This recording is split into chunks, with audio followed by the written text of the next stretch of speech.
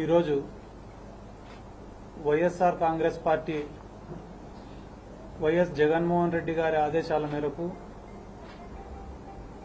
అదే రకంగా మా జిల్లా అధ్యక్షులు కాటసాని రాంభూపాల్ రెడ్డి గారి ఆదేశాల మేరకు ఏదైతే చెలో నంద్యాల కార్యక్రమం అంటే ప్రభుత్వ మెడికల్ కాలేజీలను ప్రైవేటు పరం చేసే కార్యక్రమానికి వ్యతిరేకంగా ఏదైతే ఈ గవర్నమెంట్ నిర్ణయం తీసుకునిందో ప్రైవేటు పరం చేయాలనేది దానికి వ్యతిరేకంగా మేము చేపట్టినటువంటి చెలో నంద్యాల కార్యక్రమాన్ని ఈరోజు పోలీసు వాళ్ళు ఈ గవర్నమెంట్ వాళ్ళు అడ్డగించి మమ్మల్ని హౌస్ అరెస్ట్ చేయడమే కాకుండా అన్ని నియోజకవర్గాలు ఈ పార్లమెంటు పరిధి కొత్త జిల్లాలో ఉండేటటువంటి అన్ని నియోజకవర్గాలలో ఉండే వైసీపీ నాయకులను యువజన విభాగం నాయకులను విద్యార్థి విభాగం నాయకులను ఎక్కడికక్కడ చెక్ పోస్టులు పెట్టి వందల మంది పోలీసులను పెట్టి అడ్డగించడం నిజంగానే చాలా బాధాకరమైనటువంటి అంశం.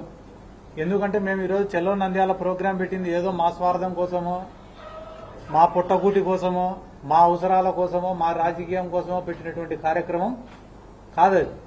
భావితరాల భవిష్యత్తు కోసం, ఈ రాష్ట్రంలో ఉండే పేద యువకుల కోసం, పేద ప్రజల కోసం, వాళ్ళ బాగోగులను కాపాడడం కోసమే మేము ఈరోజు చెలో నంద్యాల కార్యక్రమాన్ని పెట్టడం జరిగింది. కానీ ఈరోజు కూటమి వాళ్ళు ఎందుకు వీటన్నిటినీ కూడా అడ్డుకుంటున్నారంటే గాన ప్రజల్లో వాళ్ళపైన తీవ్రమైన వ్యతిరేకత ఉంది. అది ఏదో ఈ ప్రైవేటైజేషన్ ఒక్కటే కాదు, ఈరోజు పెరిగిన విద్యుత్ ఛార్జీలపైన కావచ్చు. ఈరోజు ఇదే కర్నూలులోనే చాలా మంది మేము ఏదైనా ప్రెస్ మీట్ పెడితే వెంటనే స్పందించి సిద్ధార్థని కథ చూస్తామని మాట్లాడేటప్పుడు ఎక్కువైనారు ఈ మధ్య. కానీ వాళ్ళు స్పందించాల్సింది సిద్ధార్థ రెడ్డి పైన, ఇక్కడ కూర్చున్న వైఎస్ఆర్ కాంగ్రెస్ పార్టీ వాళ్ళపైన కాదు. వాళ్ళు నిజంగానే రాజకీయాలలో 10 కాలాలు ఉండాలనుకుంటే వాళ్ళు స్పందించాల్సింది ఇదే కర్నూలులో ఆడ పోతే గాన మార్కెట్ యార్డుల్లోనో లేకుంటే రైతు మార్కెట్కో పోతే ఉల్లిపాయలు ఉండేవి. వాటి రేట్ ఎంత ఉందో దానిపైన స్పందిస్తే బాగుంటుంది. ఎందుకంటే ఉల్లి రైతులు ఆత్మహత్యాయత్నం చేసుకుంటున్నారు ఈ జిల్లాలో. ఒకవేళ ఉల్లి పంట వేసినా కూడా దాన్ని పాసి మళ్ళీ కొత్త పంట వేసుకుంటున్నారు రేటు లేదని. ఒక ఉల్లికి మాత్రమే కాదన్నా, టమోటా రైతులు నిన్నగాక మొన్న వాళ్ళు పండించిన పంటను వాళ్ళ కాళ్లతో వాళ్లే దొక్కుతున్నారు. ఇక్కడున్న తెలుగుదేశం పార్టీ నాయకులు గాని, పెద్ద పెద్ద బడా నాయకులు గాని, చోటా నాయకులు గాని అందరు కూడా దానిపైన స్పందిస్తే ప్రజలు హర్షిస్తారు. ఈ రోజు మేము ఎందుకు ఈ చెల్లో నంద్యాల కార్యక్రమం పెట్టినామంటే గాన కేవలం వైఎస్ఆర్ కాంగ్రెస్ పార్టీనో ఇక్కడ ఉండే నాయకుల అవసరమో కాదు దీన్ని అడ్డుకోవడం. ఈ రాష్ట్రంలో ఉండే ఎంతో మంది డాక్టర్లు వాళ్ళు బయటికి వచ్చి స్పందించాలా, ఈ ప్రైవేటైజేషన్ వల్ల లాభమా నష్టమా అనేది. ఎందుకన్నా గవర్నమెంట్ కాలేజ్ బెస్టా ప్రైవేట్ కాలేజ్ బెస్టా అనేది మేము ఉదాహరణ చెప్పాల్సిన అవసరం లే. ఈ దేశంలోని ఎడ్యుకేషన్ సిస్టమే మీకు ఇంటర్మీడియట్ అయిపోయిన తర్వాత ఎంబీబీఎస్ ఎంట్రన్స్ రాస్తారు. ఎంబీబీఎస్ ఎంట్రన్స్ రాస్తే గాన బెస్ట్ మార్క్స్ వచ్చిన వాళ్లకు సీట్ ఎక్కడ అలాట్ అవుతుందన్నా? గవర్నమెంట్ లో అలాట్ అవుతుందా ప్రైవేట్ లో అలాట్ అవుతుందా? గవర్నమెంట్ లో అలాట్ అవుతుంది. ఎవరికైనా తక్కువ మార్కులు వస్తేనో మెరిట్ అంతగా లేకపోతేనో ఫైనల్ గా మిగిలిపోయిన కాలేజీలు ఏమైనా ప్రైవేట్ కాలేజీలలో ఉంటే దాంట్లో సీట్ వస్తుంది కౌన్సిలింగ్ లో. అంటే ఈ దేశంలో ఉండే ఎడ్యుకేషన్ సిస్టమే మనకు గైడెన్స్ ఇస్తుంది ఏమని, best colleges or government colleges అని చెప్పి. అటువంటి గవర్నమెంట్ కాలేజెస్ ని నిర్వీర్యం చేసి ప్రైవేట్ పరం చేయాలని అనుకోవడం ఎంతవరకు న్యాయం? లేదు, మేము ది బెస్ట్ ఇన్ఫ్రాస్ట్రక్చర్ ఇవ్వాలనుకుంటున్నాం, అందుకనే ప్రైవేట్ పరం చేయాలని అనుకుంటున్నాం అని అంటున్నారు కొంతమంది. అంటే వీళ్ళు చెప్పే మాట ఏంది, ఈ రాష్ట్రంలో కాలేజీలను డెవలప్ చేయాలన్నా, హాస్పిటల్లను డెవలప్ చేయాలన్నా అది ప్రైవేట్ వాళ్లతో అవుతుంది తప్ప మా గవర్నమెంట్ చేతుల్లో ఏం లేదని చెప్పి చేతులు ఎత్తేసినారా? మా గవర్నమెంట్ కాడ రూపాయి డబ్బు లేదు, మేము ఏమీ చేయలేమని చెప్పి మీరు చేతులు ఎత్తేసింటే ఆ మాట ఒప్పుకొని ప్రైవేట్ వాళ్లకు ఇవ్వండి, మాకు కూడా సంతోషమే. కానీ ఓ పక్క మీ ప్రభుత్వం గురించి డబ్బాలు చెప్పుకుంటా, మీ ప్రభుత్వాన్ని మించిన ప్రభుత్వమే లేదని చెప్పుకుంటా, 1 సంవత్సరం రూపాయలనే 2 లక్షల కోట్లు అప్పులు చేసి ఈ రోజు కనీసం 4,000 కోట్లు గవర్నమెంట్ కాలేజీల నిర్మాణానికి పెట్టేదానికి మీ దగ్గర లేదంటే నమ్మేవాడు ఈ రాష్ట్రంలో ఎవరు లేరు. ఎందుకంటే ఇక్కడనే మన కర్నూలు జిల్లాలో కర్నూలు మెడికల్ కాలేజ్ ఉంది. మా తల్లి కూడా అదే కర్నూలు మెడికల్ కాలేజ్లో చదివింది. ఫ్రీ సీటు, కొనుక్కునే సీటు కాదు, ఫ్రీ సీటు. మా తల్లి ఇదే కర్నూలు మెడికల్ కాలేజ్లో. ఈ కర్నూలు మెడికల్ కాలేజ్కి ఒక చరిత్ర. ఏంది చరిత్ర అంటే, పక్కనున్న మహబూబ్ నగర్ జిల్లాలో గాని, అంటే తెలంగాణ ఈ పక్కనున్న కర్ణాటకలో గాని, లేకుంటే ఆ పక్కనున్న అనంతపురం జిల్లాలో గాని ఎక్కడ పేదవాళ్ళు ఉన్నా కూడా సకాలంలో వైద్యం ఎక్కడ చేయించుకోవాలనే ఒక ఆలోచన వాళ్ళ మైండ్కి వస్తే వాళ్ళకి ఫస్ట్ గుర్తొచ్చేది కర్నూలు మెడికల్ కాలేజ్. అటువంటి గొప్ప హిస్టరీ ఉన్న కాలేజీలు మనం గుర్తుపెట్టుకోవాలి. కాబట్టి వీళ్ళందరూ ఏమి ఇప్పుడు వ్యాపారం చేయాలా? ఏనా వ్యాపారం చేసి డబ్బు సంపాదించుకోవాలి. మా సుధీర్ అన్న చెప్పినాడు ఏమని 22 మెడికల్ కాలేజీలు ఆ రోజు పర్మిషన్ ఇచ్చినాడు చంద్రబాబు నాయుడు అని. ఆ 22 మెడికల్ కాలేజీలు కూడా ప్రైవేటు ఎవరికి ఇచ్చినాడన్నా? వాళ్ళ బంధువులకు, వాళ్ళ అనుచరులకు, వాళ్ళ నాయకులకు, వాళ్ళకే ఇచ్చినాడు. వేరే వాళ్ళకి ఎవరికి ఇలా. అదే రకంగా రేపు కూడా ఒక 4 టెండర్లకు పిలిచినాడు కదా నిన్న. అవి కూడా ఎవరికి ఇస్తాడు తెలుసా? ఆయన ఎంట బ్యాగులు మోసేటోళ్లకు, చెప్పులు మోసేటోళ్లకు, ఆయన జెండా మోసేటోళ్లకు, వాళ్లకు మాత్రమే ఇస్తాడు తప్ప ఈ రాష్ట్ర ప్రజలకు దీనివల్ల ఈ పబ్లిక్ ప్రైవేట్ పార్ట్నర్షిప్ వల్ల ఎటువంటి ఉపయోగం కూడా లేదు. ప్రైవేట్ కంపెనీ వాడు ఎవడైనా వచ్చి దీంట్లో పెట్టుబడి పెట్టినాడంటే వాని స్వార్థం లేకుండా ఎవడైనా ₹1 పెడతాడా? ₹1 స్వార్థం లేకుండా తిరిగి ఏం రాదని తెలిస్తే వాడు ₹1 పెడతాడా? అంటే వాడి లాభం వాడు ఆశించుకునే దీంట్లో పెట్టుబడి పెడుతున్నాడనే విషయం కూడా మనం అందరం గమనించాల్సినటువంటి అవసరం ఉంది. ఎందుకంటే బడా బడా వ్యాపారవేత్తలు ఎవరైనా వచ్చి డబ్బు పెట్టాలనుకుంటే సిఎస్ఆర్ అని ఒకటి ఉంటుంది. ఏంది? కార్పొరేట్ సోషల్ రెస్పాన్సిబిలిటీ అని. దాని కింద వచ్చి ఒక 50 కోట్లో 100 కోట్లో దానమో ధర్మమో చేసి ఆ మెడికల్ కాలేజ్ పూర్తి చేసి మా పేరు పెట్టండి సార్ అని అడిగేటోళ్ళు కొంతమంది ఉంటారు.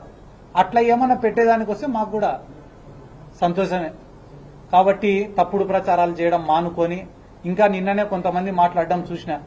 ఏమ్రా అంటే ఈ జగన్మోహన్ రెడ్డి గారు పెట్టిన ఈ గవర్నమెంట్ కాలేజీలలో కూడా కేవలం 42% కన్వీనర్ కోట, మిగతావన్నీ సీట్లు కూడా అమ్ముకుంటున్నాడని చెప్పి మాట్లాడుతున్నారు. ఒకవేళ మిగతావన్నీ బి కేటగిరీ సి కేటగిరీ అయినా కూడా వాళ్ళు డబ్బులు కట్టినా కూడా ఆ డబ్బులు వచ్చేది ఎవరికి సార్? గవర్నమెంట్కి వస్తాయి. ఒకవేళ పబ్లిక్ ప్రైవేట్ పార్ట్నర్షిప్ లో ఒకవేళ కానీ వాళ్ళు సీట్లు అమ్ముకుంటే డబ్బులు ఎవరికి పోతాయి సార్? ప్రైవేట్ వాళ్ళకు పోతాయి. అంత చిన్న లాజిక్ మర్చిపోయి ఎందుకు సార్ వీళ్ళు అరుస్తున్నారు? ఈ రోజు రాష్ట్రంలో 42% అంటే కానీ 150 సీట్లు ఒక్కొక్క మెడికల్ కాలేజీకి మీరు వేసుకున్నా కూడా అదనంగా దగ్గర 600 నుంచి 700 సీట్లు కన్వీనర్ కోటాలో సృష్టించింది కూడా వైఎస్ జగన్మోహన్ రెడ్డి గారు. ఒకటే మాట గుర్తుపెట్టుకోండి, పూర్తి కాలే అని మాట్లాడుతున్నారు కదా తెలుగుదేశం పార్టీ వాళ్ళ నాయకులు. ఒకటే మాట, మెడికల్ కాలేజీలనే ఆలోచన, ప్రభుత్వ మెడికల్ కాలేజీలనే ఆలోచన మాది, ఆచరణ మాది, భూసేకరణ మాది, దానికి నిధులు సమీకరణ కూడా మాదే. ఇవన్నీ మొదలు పెట్టింది మేము. ఈ రోజు వచ్చి అమ్ముకొని డబ్బులు తినాలనుకుంటా అనేది మీరు. కాబట్టి ఇవన్నీ కూడా మీ దృష్టికి తీసుకొని వస్తూ ఈ రోజు మమ్మల్ని అడ్డుకోవచ్చు, హౌస్ అరెస్ట్ చేయొచ్చు. ఈ రోజుతో ఈ ఉద్యమం అయితే ఆగిపోదు కదా. ఈ రోజు ఒక్క పిలుపుకే దాదాపుగా 1000-2000 మంది స్వచ్ఛందంగా విద్యార్థులు గదిలో వచ్చినారు. అడుగడుగునా ఇన్ని బ్యారికేడ్లు ఇన్ని పోలీసులను పెట్టినారంటేనే ఎంత స్పందన వచ్చిందనేది వాళ్ళే ఆలోచన చేసుకోవాలని చెప్పి ఈ సందర్భంగా కూడా నేను తెలియజేసుకుంటూ ఈరోజు మా యొక్క నిరసన కార్యక్రమానికి మద్దతు తెలపడానికి వచ్చిన కాటసాని రాంభూపాల్ రెడ్డి గారికి, అదే రకంగా దారా సుధీర్ గారికి, ఓబుల్ రెడ్డి గారికి, శ్రీధర్ రెడ్డి గారికి, నాయిరెడ్డి గారికి, అలాగనే ఇక్కడ ఉన్న పెద్దలకు అందరికీ కూడా మరొకసారి నా ధన్యవాదాలు తెలుపుకుంటూ సెలవు తీసుకుంటున్నాను.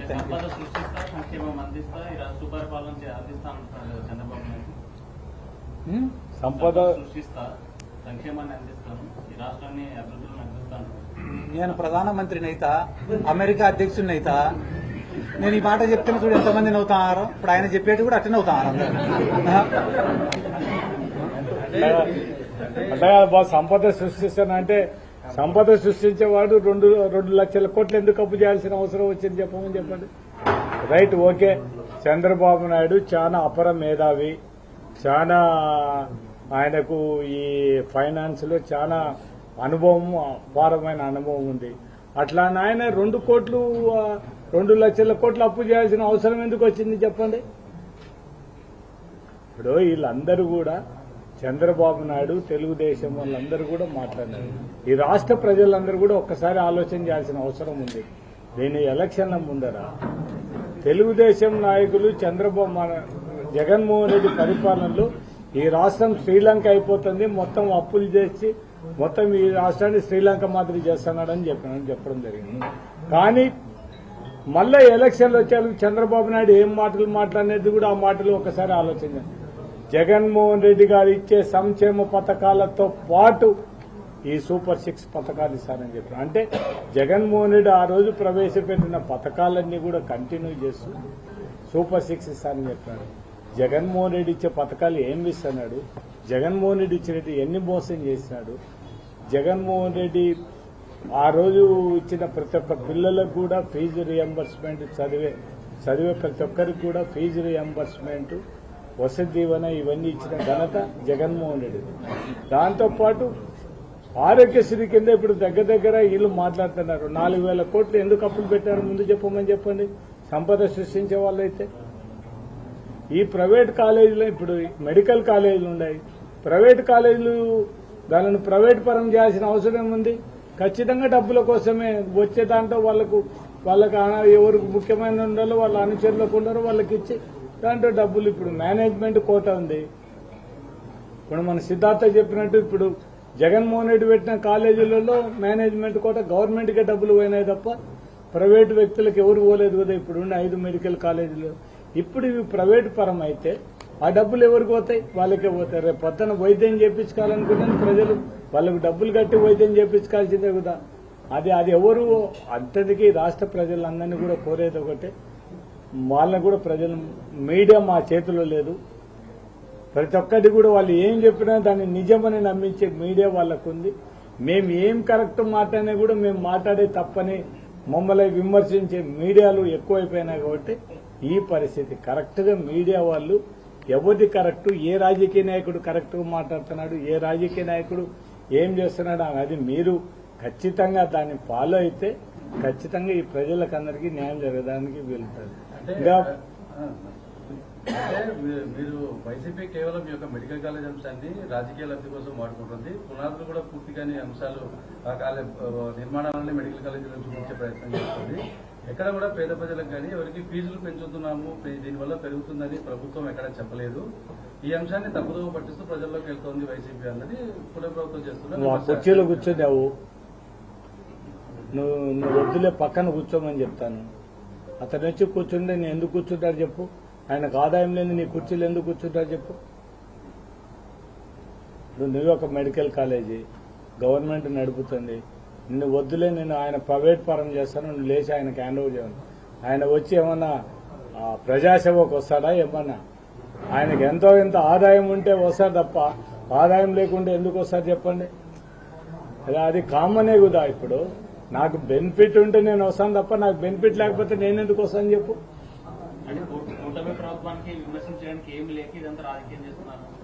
మేము తెలుగుదేశం వాళ్ళను కూటమి ప్రభుత్వాన్ని విమర్శిస్తున్నాము.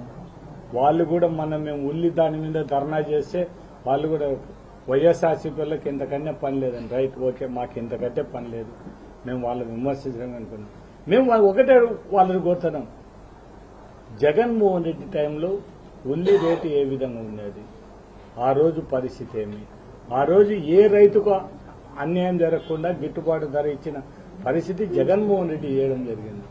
యూరియాని గురించి కూడా మాట్లాడడం జరుగుతుంది. రైట్, ఓకే, మేము జగన్మోహన్ రెడ్డి ప్రభుత్వం కంటే ఎక్కువ యూరియా తీసుకొని వచ్చినామని చెప్పి రైట్, మంచిది, వాళ్ళు చాలా మంచిది, రైతుల కోసం యూరియా తీసుకున్నారు. వాళ్ళు ఒక్కటే క్వశ్చన్ అడుగుతున్నాం, జగన్మోహన్ రెడ్డి టైంలో 5 సంవత్సరాల్లో ఏ రైతు కూడా రోడ్డు మీదకి వచ్చి నాకు యూరియా కావాలని మందు కావాలని ఎవడు ఏ రైతు కూడా రోడ్డు మీదకి రాదు. ఇప్పుడు ఎందుకు రోడ్డు మీదకి వస్తున్నారు చెప్పమని చెప్పండి. మాకంటే ఎక్కువ యూరియా ఇచ్చినారు, యూరియా ఇచ్చింటే రైతులు ఎందుకు రోడ్ల మీదకి వస్తున్నారు అని చెప్పమని చెప్పండి. మరి మేము పని లేకనే మాట్లాడుతున్నాము. వాళ్ళకు రైతులకు అందరికి యూరియా ఇస్తే మా ఎమ్మడి ఎవరు వస్తారు చెప్పండి? ఎందుకు వస్తారు చెప్పు? మనం వాళ్ళకు న్యాయం చేస్తే. ఇంతవరకు కూటమి ప్రభుత్వంలో టీడీపీ నాయకుల మధ్యలో జీవీ స్పందిస్తున్నారు, మిగతా పార్టీలు ఏమి స్పందించినట్టు జనసేన కానీ ఉప ముఖ్యమంత్రి గారు స్పందించినట్టుగా లేదు. దీని ఏ విధంగా ఇప్పుడు కూటమి వాళ్ళు ఫ్రెండ్స్ మమ్మల్ని అడిగితే మేమేం చెప్తాం ఇప్పుడు ఎవరికి డిప్యూటీ సీఎం స్పందించినట్టుగా కనపడలేదు. కూటమి పార్టీలో ఒక టీడీపీ మాత్రమే స్పందిస్తుంది. మేము వైసీపీ మీద కౌంటర్ చేస్తున్నాం. ఇది ఎలా చూస్తాం? అంటే ఆయన డమ్మీ అని చెప్పి వాళ్ళు చెప్తున్నారు కదా. ఇప్పుడు మొన్న పులివెందుల ఎలక్షన్ జరిగింది తెలుసా మీకు? పులివెందుల ఎలక్షన్ జరిగినప్పుడు వాస్తవానికి అయితే కూటమి బాధ్యత ఏమి, 3 పార్టీలుగా ప్రచారం చేయాలా. దాంట్లో బీజేపీకి సంబంధించిన ఒక ఆయన యాక్టివ్గా తిరిగినాడు, టీడీపీకి సంబంధించిన ఆయన ఒక ఆయన యాక్టివ్గా తిరిగినాడు. జనసేన ఉనికే లేదు ఆడ. ఎందుకు లేదు? ఈ రాష్ట్రంలో కొన్ని చోట్ల మేము చెప్పిన చోట్ల మాత్రమే మీరు తిరగాలి తప్ప ఎక్కువ చోట్ల మీరు తిరగకూడదు. అటనే మేము చెప్పినప్పుడు మీరు మాట్లాడాలి తప్ప ఎక్కువ తక్కువ అరసకూడదు అని చెప్పినారు. ఈ సందర్భంగా మీరు ఏమైనా డిమాండ్ చేస్తారా? మీరు ఎందుకు స్పందించట్లేదు పవన్ కళ్యాణ్? అస్సలు మేము ఆయనని ఒక్క మాట అనదలుచుకోలే. అది కరెక్ట్. మేము పొరపాటున కూడా మాట్లాడదలుచుకోలే. మా సిద్ధార్థ చెప్పినట్టు వాళ్ళని గురించి ఒక మాట కూడా మాట్లాడదలుచుకోలేదు. మాకు fight is between YSR Congress party and కూటమి. ఆ కూటమిలో పవన్ కళ్యాణ్ ఉన్నా, బీజేపీ ఉన్నా, చంద్రబాబు నాయుడు ఉన్నా, లేకుంటే ఇండైరెక్ట్ గా వచ్చే కాంగ్రెస్ పార్టీ అధ్యక్షురాలైనా ఎవరైనా కావచ్చు. మేము వీఆర్ వెరీ క్లియర్. మేము సింగిల్ గా ఉన్నాం. మా స్టాండ్ ఒకటే. ఈ రాష్ట్ర ప్రజలకు మంచి చేయడం ఒకటే మా స్టాండ్. ఈ రోజు రాష్ట్రంలో ఎవరైతే గాన చెప్పుకునేదానికి ఏం లేదనుకుంటున్నారో వాళ్ళే వైఎస్ఆర్ కాంగ్రెస్ పార్టీని విమర్శిస్తున్నారు. అంటే నన్ను ఆపడం లేదు. పవన్ కళ్యాణ్ పార్టీ కేవలం ప్రశ్నించడానికి పెట్టాను, అధికారంలో ప్రతిపక్షంలో ఉన్నాను. ఇప్పుడు డిప్యూటీ సీఎం ఉన్నారు కదా, ఎవరు ప్రశ్నిస్తున్నాడు, ఏం చేస్తారు? మీకు ఒకటి చెప్తాను, రాజకీయ నాయకులు మీరు ఎట్లా ఇప్పుడు పవన్ కళ్యాణ్ అనేవాడు ఈ 4 సంవత్సరాల్లో ఏం మాట్లాడినాడు ఒక్కసారి ఆయన మాటలలో ఆయన డైలాగ్స్ అన్ని చూడమని చెప్పండి. ఆ డైలాగ్ చూసిన తర్వాత నువ్వు ఈ మాట అడగడం చాలా తప్పు. ఆయన గంటకు ఒక మాట మార్చుకున్న మనస్తత్వం కలిగిన వాడు పవన్ కళ్యాణ్. ఇప్పుడు అంతే కదన్నా. ఇప్పుడు అంత మంచి పాయింట్ అది.